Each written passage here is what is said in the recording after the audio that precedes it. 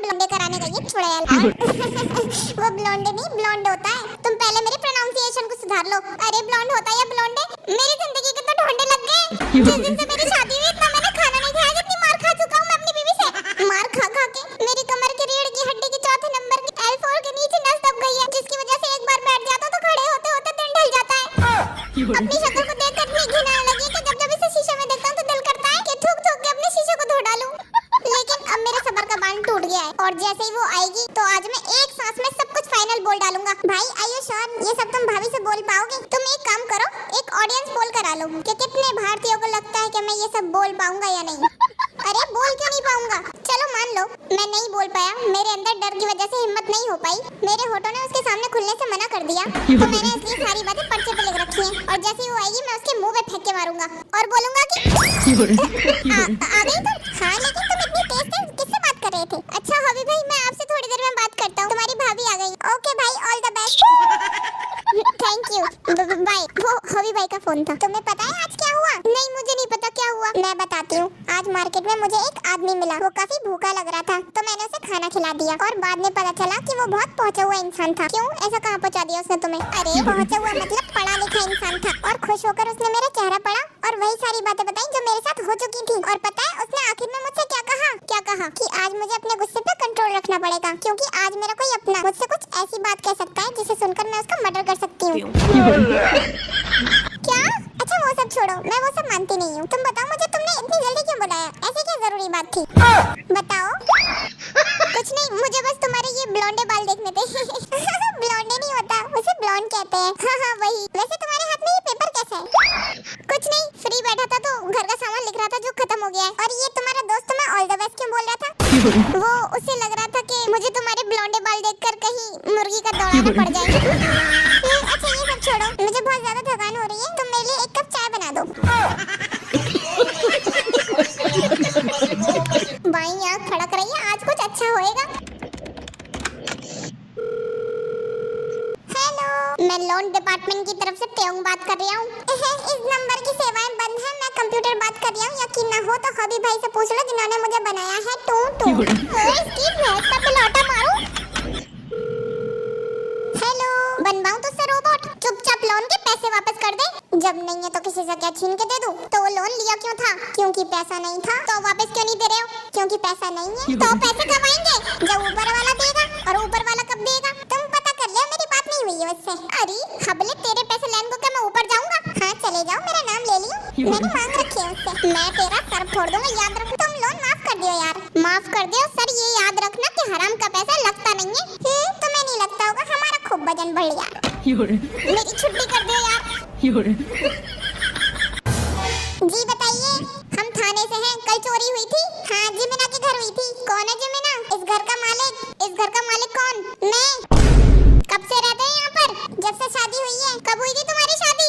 अरे सर मैं तो कुआरा हूँ, जब से मम्मी पापा की शादी हुई है ना तब से रह रहे हैं इस घर में। अच्छा मम्मी पापा की? अबे तेरे मम्मी पापा कहाँ हैं? आई एम सॉरी भाई साहब, हमें नहीं पता था तुम्हारे मम्मी पापा मर गए। अरे सर मेरे मम्मी पापा नहीं मरे, वो तो ऊपर वाले रूम में है। अबे कैसा पागल लड़का है तू? ये बता क्या क्या चोरी हुआ है तेरे घर में? 10 लाख कैश और 5 किलो सोना। 10 लाख रुपए और 5 किलो सोना, जल्दी लिखो जल्दी। क्या करता है तू? सर मजाक करता हूँ। अबे पकड़ साले को, इसको जेल में डालेंगे। तुमसे मैंने सब्जी लाने को कहा था, लेके क्यों नहीं आए? अरे यार मैं भूल गया था। तुम ना एक नंबर के डोंकी हो, डोंकी। अरे यार डोंकी मत बोलो, अब मैं ले आऊंगा ना। मैं तो बोलूंगी तुम डोंकी हो, डोंकी हो, डोंकी हो। अरे बहू क्या हुआ? मेरे बेटे को डोंकी डोंकी कह रही है। डोंकी का मतलब क्या होता है? अरे बाबूजी डोंकी का मतलब होता है बहुत समझदार आदमी। अच्छा इसका मतलब मेरा बेटा तो बहुत बड़ा डोंकी है।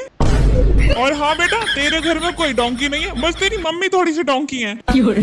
तुम्हें पता है इस घर में सबसे बड़ा डोंकी कौन है? सबसे बड़ा डोंकी मैं हूँ। और आगे से मुझे डोंकी पापा कहना। हाँ ठीक है बाबूजी, आगे से डोंकी पापा कह देंगे। अबे पागल औरत। अबे बेटा कहने दे इसे डोंकी। बहू तू मुझे डोंकी पापा कहकर। लोग खुद ही तो कह रहे हो कहलवाने को। चुप हो जा।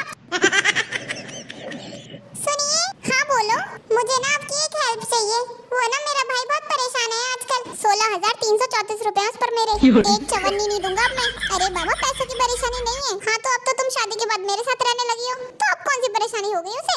उसकी गर्लफ्रेंड ने ना उसे छोड़ने की धमकी दे दी है। बेचारा दीवानों की तरह घूम रहा है, इसलिए प्लीज तुम उसकी गर्लफ्रेंड से बात कर लो, शायद वो तुम्हारी बात मान जाए। अच्छा ये लो बहाने मत करो, मैंने उसकी गर्लफ्रेंड को कॉल मिला दिया, बात कर लो प्लीज उससे। हेलो जी बिना, मैं अपने साले का जीजा बोल रहा हूँ।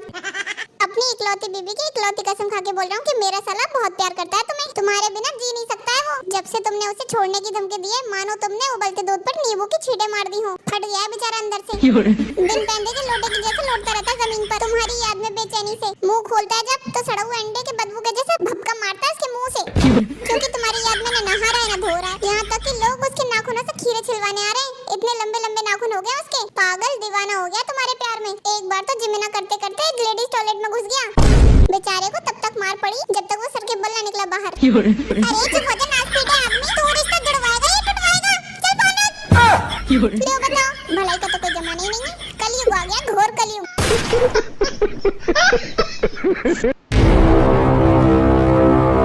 ये जो तुम पूरे दिन के बाद घर आ रहे हो, कोई एहसास है या नहीं है तुम्हें? तुम्हें पता होना चाहिए मुझे ऊंची आवाज से सख्त नफरत है। क्या दिमाग तो ठीक है ना तुम्हारा? आवाज नीचे।